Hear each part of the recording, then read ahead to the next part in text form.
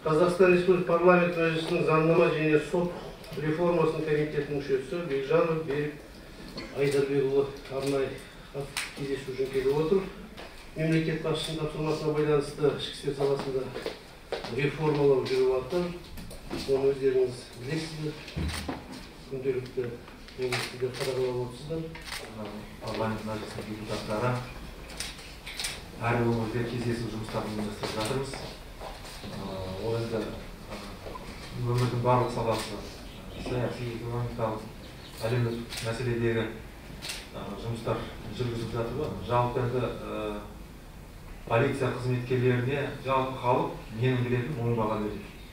Қай жерде қиын жағдай бар, бірінші полиция қызметкері болады. Пандемия болды, полиция барады.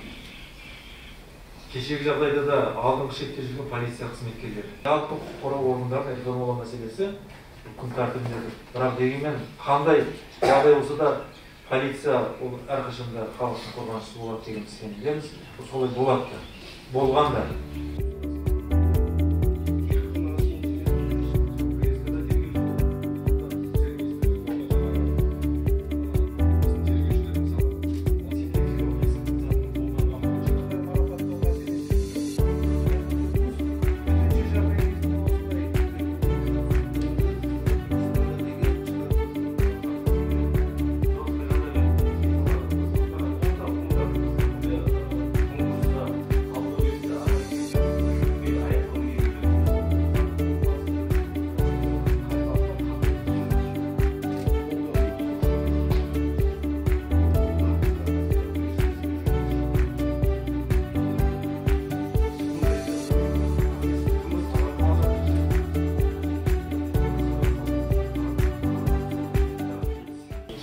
Құдай қуат берсін сіздерге, аман болыңыздар, отбасыларыңыз аман болсын.